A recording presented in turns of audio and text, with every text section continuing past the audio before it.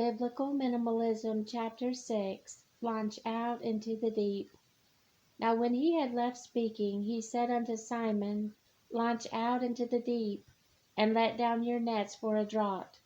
Luke 5:4.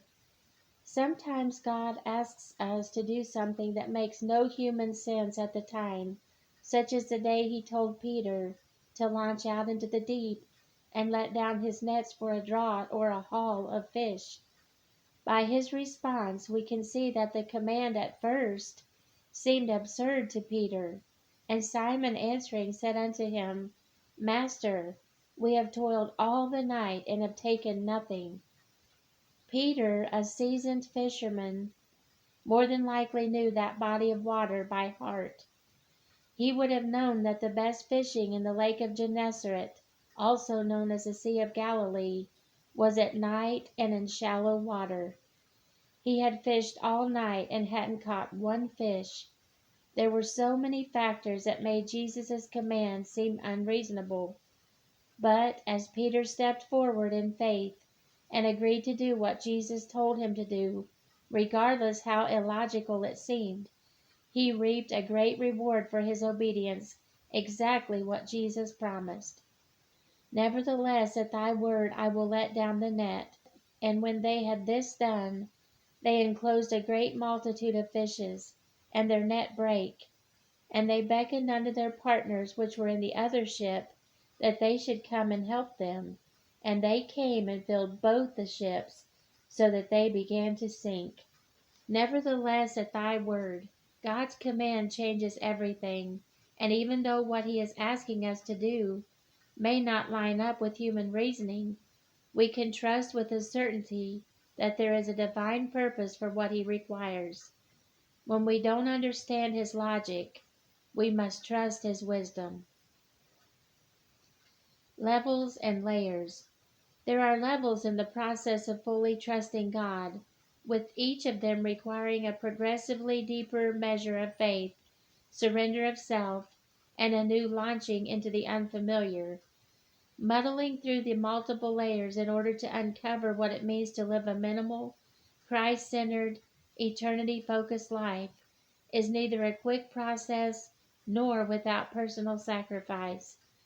I liken the trust levels and the minimizing layers to Ezekiel 47:3-5, yet another scriptural passage about launching into deep water. And when the man that had the line in his hand went forth eastward, he measured 1,000 cubits, and he brought me through the waters. The waters were to the ankles. Again he measured 1,000, and brought me through the waters. The waters were to the knees. Again he measured 1,000, and brought me through. The waters were to the loins. Afterward he measured 1,000, and it was a river that I could not pass over, for the waters were risen, waters to swim in, a river that could not be passed over. The ankle-deep layer, superficial. This is the first and easiest layer of minimizing, although it didn't feel that way at the time. Now that we have progressed through 2 more layers and out into the deep, I can tell you that this one is comparatively easy. This layer contains the superficial. The meaning of superficial is being at, on, or near the surface, of or relating to the surface, external or outward, shallow, not profound or thorough, insubstantial or insignificant. The superficial layer of minimalism requires little to no emotional pain. For us, it began in our attic. I honestly didn't have a clue as to all that lurked up there. All I knew is that every so often, enough stuff accumulated that couldn't seem to find a home anywhere else in the house or garage, and Kevin added it to the ever-growing mountain that had taken up residence between the ceiling and roof of our home. When our central air conditioning had recurring issues, I cringed to call the repairman. He had to climb into our attic and crawl over the piles of boxes, crates, and bags to get to the unit located on the opposite end from the attic's entrance. It was like an obstacle course, a sort of athletic challenge with the goal being to not fall through the ceiling or trip over anything or otherwise get hurt. I found myself apologizing for the mess up there. After he left, it never occurred to me that maybe we should deal with the mess up there and clear it out. That is, not until God called us to minimize. Once He called, the attic seemed the most likely place to begin, since we didn't even know what all was up there and certainly weren't missing any of it. As Kevin and Zach pulled the items down piece by piece, one thing became clear. Most of what was up there fell into the superficial category. Superficial minimizing is letting go of things that hold little to no emotional ties. These are things you can toss into a donation box and feel nothing afterward. Things like old magazines that were held on to for reasons you can't even recall, extra bags of unopened Easter grass, and the set of Christmas dishes you bought on sale 15 years ago that have never been removed from their box. This stuff means nothing to you. There is no emotional bond or attachment, though it may sting a little at first because it goes against your frugal, thrifty nature to waste anything. You are able to convince yourself that someone else might need it, and you should really let it go. The superficial part of minimizing really turns out to be addictive. Once you get started, you can hardly stop. You see a bit of progress in an empty shelf or space, and it inspires you to let go of more. It is not only addictive, it is contagious. As others in your household see how much fun you are having, they often want to jump on board in order to not miss out on all the excitement. Superficial minimizing breeds more superficial minimizing until one day you look around and realize that layer is cleared. You cannot lay your hands on one more unneeded excess item in your house that could be labeled "no emotions attached." Hooray and congratulations! You have just graduated to the next level of minimizing. You are now ready to launch into water that is knee deep. The knee deep layer, guilt. This layer delves a bit deeper than what is superficial. This is the point where you realize this thing is for real. You have already released your grasp on the obviously unnecessary. You have probably given or thrown away your extra spatulas, seldom used coffee mugs, clothes that no longer fit, and linens that are riddled with holes. You have tossed aside the stuff that took up space, but had no sentimental or useful value to you or anyone else in your household. You feel lighter and are ready to dive into the next layer and continue the progress you have made. So go ahead, but I'll warn you, this layer is not quite as easy as the first. There is a bit more emotion involved. We call this the guilt layer, since many of the items in this layer are things we keep not because we want them, but because we feel guilty letting them go. This would encompass things other people have given to us as gifts, special occasion purchases such as anniversaries, birthdays, Christmas, vacations, etc., handmade things that required a great deal of love and effort on someone else's part, and things that had been given to us by loved ones who are no longer with us. Holding on to things solely because of feeling guilt over letting them go, or worrying about hurting someone else's feelings, can morph into full-blown bondage. In the case of loved ones who have already left this world, they are no longer even here to care or ask if you still have the things they gave. So why feel guilty? I am not speaking of things that you really cherish and want to keep. Keep those. What I am talking about are the things that you, should you go shopping today, would never in a million years buy for yourself. Things that you just plain no longer, maybe you never did, like or want to keep and are only holding on to because of guilt. Our knee-deep layer mostly happened before we made our long-distance move. When you realize that you are going to have to pack, load, and transport stuff on your own a long distance, things are put into a much clearer and more practical perspective. When I recall our own guilt layer, One of the main things that comes to mind is the high-end leather reclining sofa in our living room. I had wanted a sofa like that for years, and we were blessed with it when my aunt and uncle moved out of state. When I looked at it from my recliner across the living room, I would feel like we just had to take it with us when we moved. When would we ever get another one that nice? How could we leave it behind? I felt a load of guilt knowing two people I dearly loved had given it to us. There came a point when God made it clear that we were not to keep the sofa, but leave it behind, thereby passing the blessing on to the people who were buying our home. It weighed well over 200 pounds, and the burden of our move was going to fall solely upon the shoulders of Kevin, Zach, and me. Since we would never have the physical strength to move it, practicality overrode sentimentality, and a firm decision was made. The sofa would stay. This same scenario was repeated with countless other things. The knee-deep layer involves emotions. It involves letting go of excess and or things your better judgment tells you to release. You will know what I mean when you get to this point. It will become evident to you as you continue to seek the Lord for wisdom and guidance. After completing this layer, the lightening of your load and number of possessions will be visible. Big congratulations are in order. Your accomplishment is huge. You are getting this letting go thing down pat. Believe me, you are going to need every ounce of wisdom you have gleaned along the way because of the difficult layer that comes next. Let me just say that my heart goes out to you in 1,000 ways, my friend, because this one is the size of Mount Everest. Your mustard seed faith is going to be put to the ultimate test, as time after time God makes it clear that you must turn loose of things you hold dear to your heart in order to launch into a deeper layer of trust in Him. You are going to need to be brave and keep your eyes on the goal. The loin deep layer, sentimental. This layer is not for the faint of heart and proves that you are serious about following Jesus no matter how much it hurts.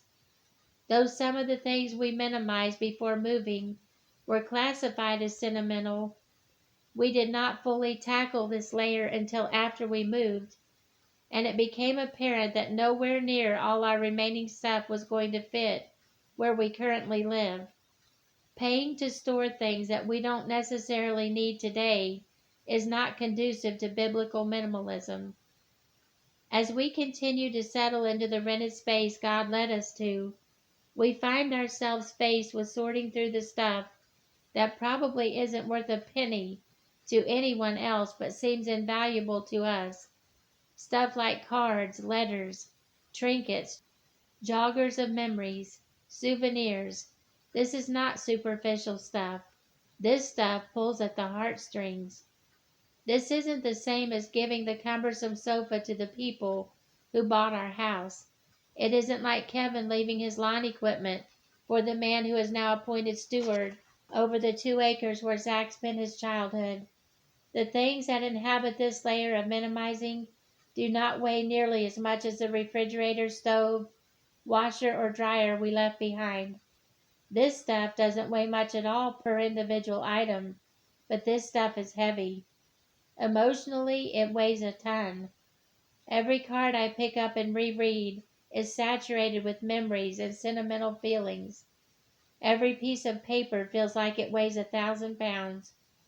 Ecclesiastes 2:18 and 19 says, Yea, I hated all my labor which I had taken under the sun, because I should leave it unto the man that shall be after me. And who knows whether he shall be a wise man or a fool? Yet shall he have rule over all my labor wherein I have labored, and wherein I have shewed myself wise under the sun. This is also vanity. One day I will pass away, and like Solomon, there is a man who is coming after me. Dear Zach already shows wisdom beyond his years, and I believe with all my heart that he will be a wise steward. But I do not want to leave a heavier burden than is necessary for him to deal with in the aftermath of my parting. I want to leave him with a healthy number of reminders of who I was, who his ancestors were, and where he came from. However, to burden him with things that he won't recognize or understand why they were held onto is selfish of me. These mementos, so cherished and precious to my heart, are not living things. They hold no eternal value. What will matter is the spiritual legacy we leave behind, the memories of how we live life day to day. In chapter 2, I mentioned how hard it was for me to turn loose of mom and dad's clothes. I couldn't bring myself to donate or let them go. Each time I thought about it, it was just too much for me. It was easier to put the clothing in a crate in the attic and postpone the inevitable. Knowing the crates were up there somehow comforted me and made me feel closer to mom and dad. I know, total foolishness and completely ridiculous. Mom and dad are resting in Jesus' arms and clothed in the white raiment spoken about in Revelation 3:5. He that overcometh, the same shall be clothed in white raiment, and I will not blot out his name out of the book of life, but I will confess his name before my Father and before his angels. When we knew for certain that God was leading us to make a long distance move, at some point it came down to, are we moving these clothes with us or are we not? I finally mustered the courage to open the crate where I had at some point combined their clothes, and I started looking through them. Amazingly, after being stored for so long, their clothes were in the same condition they were when I placed them there. I know I should have donated them so someone in need could have used them, and I feel a sense of shame about this. But I will tell you the honest truth. I just could not let them go. Right or wrong, those clothes could not leave my grasp. So what to do with them? I decided to make a quilt for Zach, using pieces of Dad's shirts, Mom's clothes, some of Kevin's old shirts, and my maternity dresses. No, your eyes do not deceive you. Our sweet boy was 15 when we moved, and I still had them. My aunt was kind enough to cut the clothes into squares for me, and some day, God willing, I will sew them together for Zach. The problem of Mom and Dad's clothes is solved, and the crate they were stored in is now being repurposed to hold other things. Their clothes are condensed down into two small boxes sitting on the shelf of our bedroom closet. Mom was never a sentimental soul like me. Come to think of it, Mom had this minimalism thing figured out years ago. She never hoarded anything, and even when it came to the real sentimental stuff, like cards we would give to her, she would only keep them for a certain time, then she would let them go. It used to hurt me a little when I would see her going through the stash of cards we had given her, tossing most of them in the trash. I wondered why she never seemed emotionally attached to things like that. After she died, I cannot begin to tell you how thankful I was to not have to deal with deciphering which one of those cards and sentimental trinkets to let go of or keep. It is most difficult to make balanced decisions when you are in the throes of grief. Bless her dear heart, Mom had already made those decisions for us.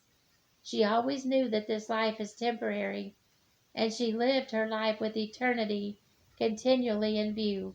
I think I am finally starting to understand. Waters to swim in, full trust. Each layer of trust that God asked us to launch into during our minimizing has required a measure of faith as we transferred our dependency from our possessions to God and His providential care. The day He said it's time to launch and made it plain that we were to put our house on the market called for the most faith and trust of all. Having moved so many times as a child and dealing with the aftermath of insecurity that caused, made me cling to our home much too tightly. It seemed impossible for me to open my hand to God and say yes. The time had come for us to make good on our promises to follow Jesus all the way and do anything and everything He asked. regardless of personal cost. When we sat at our kitchen table with a realtor and signed the contract to sell our home, it felt like we were blindly leaping into a fathomless abyss. Just a little over 4 months after listing our house, we handed the keys to the new owners of the place we had called home for 14.5 years. As we left the attorney's office, I remember thinking how strange, unfamiliar, and even scary it felt to no longer own a home. Yet a sinking into these uncharted waters to swim in brought with it a never before experienced engulfment of peace. I realized that even though we had let go of so much, including our home, we were still secure because God was all we had needed all along. This peace surpassed my understanding, and the peace of God, which passeth all understanding, shall keep your hearts and minds through Christ Jesus. Philippians 4:7. Launching means letting go of our own opinions, our own resources, our own solutions, and our perfectly laid plans. It means taking our hands off the situation and acknowledging that we need God, whose ways are always best, and that we don't know everything. He does. Launching means turning loose of every tie that binds. It means abandoning the familiar. It means propelling out to where we are in over our heads and our feet can no longer touch bottom. It means the surrender of what we think is best and allowing God to be our all in all, our provider, our healer, our deliverer, our redeemer, our ultimate source. This layer requires the deepest level of consecration because this is where there are no strings attached to what feels safe, and the things we drew security from are removed. Here we have broken free from the man-made molds to which we previously conformed, and have forsaken the comfort zone created by the world around us. Here we have let down our nets and turned loose of our own backup plans. Here our ways and thoughts have been surrendered to God's, even though they may not coincide with our own understanding. For my thoughts are not your thoughts, neither are your ways my ways, saith the Lord. Isaiah 55:8. This layer is the deep, where Peter found an abundance of fish. This is where logic has been tossed aside, and the only explanation as to how we got here was by responding to Jesus' call. Here physical possessions no longer interfere. Here, without distraction, spiritual life reaches a new level of abundance. This is where the middleman is removed and eliminated, and we no longer rely upon our own sufficiency. This is where we have died to self and flung ourselves upon God's mercy to sustain, regardless how deep the water, no matter how ineptly we swim or how fiercely we flail. His arms are always underneath. The eternal God is thy refuge, and underneath are the everlasting arms. Deuteronomy 33:27. When Jesus asked Peter to step out of the boat and join him as he walked on turbulent water one stormy night, he did not stand by and watch Peter go under and drown when he became afraid and took his eyes off him. When Peter cried, "Lord, save me," the response was instantaneous. Immediately, Jesus stretched forth his hand and caught him and said unto him, O thou of little faith, wherefore didst thou doubt? Matthew 14:31. Jesus held on to Peter with his hand, and he did not let go. Out here, where we no longer lean to our own understanding and have relinquished every illusion of control, we are making an amazing discovery. Our souls are surprisingly at rest. The inward struggle has ceased. The competition for sufficiency is over. God is here. He is all we need. I sometimes think of the level of soul rest we would have missed out on had we held back in unbelief and refused to follow Jesus' command to launch out into the deep. Hebrews 4:1-3 and 9-11 says, Let us therefore fear, lest a promise being left us of entering into his rest, any of you should seem to come short of it. For unto us was the gospel preached, as well as unto them. But the word preached did not profit them, not being mixed with faith in them that heard it. For we which have believed do enter into rest, as he said, As I have sworn in my wrath that they shall enter into my rest, although the works were finished from the foundation of the world. There remaineth therefore a rest to the people of God. For he that is entered into his rest, he also hath ceased from his own works as God did from his. Let us labor therefore to enter into that rest, lest any man fall after the same example of unbelief. Soul rest comes when we have ceased from our own works and are fully trusting God and his provision. For this sense of rest so long our souls have yearned. Why are we afraid to launch when we know that Jesus launches with us? The presence of Jesus changes everything. No matter how difficult the directive, knowing he is there carrying it out with us miraculously fortifies our courage to press forward. Knowing that what we are doing is for his name's sake brings about an unspeakable and unexplainable peace. Following the ark. There is a perfect time to launch. There comes a time when we can procrastinate no longer, and we realize that we need to strike while the iron of Jesus' command to launch is hot. His timing is always impeccable. Joshua 3:3-4 says, When ye see the ark of the covenant of the Lord your God, and the priests, the Levites, bearing it, then ye shall remove from your place and go after it. Yet there shall be a space between you and it, about 2,000 cubits by measure. Come not near unto it, that ye may know the way by which ye must go, for ye have not passed this way heretofore. God gave the Israelites a strict command to stay exactly 2,000 cubits behind the Ark of the Covenant. When the priests who carried the ark moved forward, the people were to move lockstep in the exact proximity of 2,000 cubits, approximately a half a mile, behind them. They were not to rush in to 1,999 cubits, nor to lollygag behind 2,001 cubits.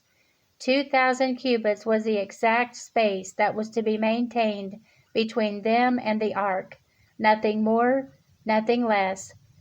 There were divine purposes for this, and timing was imperative. The Old Testament Ark of the Covenant is a type of Jesus Christ. We cannot afford to take our eyes off Jesus, our Ark, for one split second. We must stay in tune with his stirrings that happen deep within our spirit, just as Joshua had to remain continually focused on the ark. When a stirring started, Joshua knew it was time for him and God's people to follow in that perfectly spaced position and precise rhythm. To stay in that fine-tuned spot, that exact 2,000 cubits behind the ark, is indeed a challenge. We no longer follow a visible ark. There is no tangible object ahead of us to watch. The ark is now the indwelling fullness of the Holy Spirit, and to know his will requires us to continually focus on making sure we can hear his still small voice, and that we remain consistently obedient and willing to submit to his timing and commands. Lingering too far back when God has told us to move forward puts us closer to the place he is calling us from, and makes it easier to be drawn back into where we are no longer supposed to be. Failure to launch when God says it is time results in us standing still for longer than he intends, thereby creating a rut. In Deuteronomy 2:2-3, Moses said, And the Lord spake unto me, saying, Ye have compassed this mountain long enough, turn you northward. Moses and the Israelites had circled around Mount Seir for many days. They circled and circled. But there came a point when God made it clear that they had gone around in circles long enough. It was time for them to venture into unknown territory and to launch into uncharted waters. When Jesus says, launch out into the deep and let down your nets, the time has come for us to move forward, not a moment sooner, not a moment later. The rewards for obeying God are never futile or skimpy. They are always worth the effort required to obtain them. Peter didn't catch one fish. He caught a haul of fish. He caught so many fish that there was a huge overflow. He had to summon his companions to help gather them, and both of their boats began to sink from the abundance.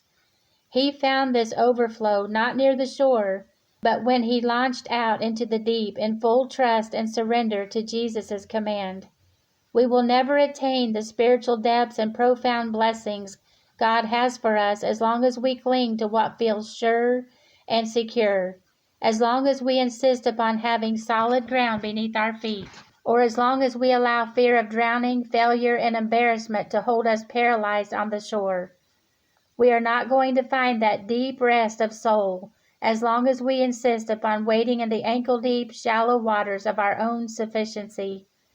The word launch means propel, promote, further, advance, carry forward. Launching means letting go of the past and advancing forward into what God has waiting for us. Launching in God's perfect time and way will land us where He wants us to be, and it is there that our souls will find rest and peace, right in the midst of this consumerism-driven, materialistic, fast-paced world.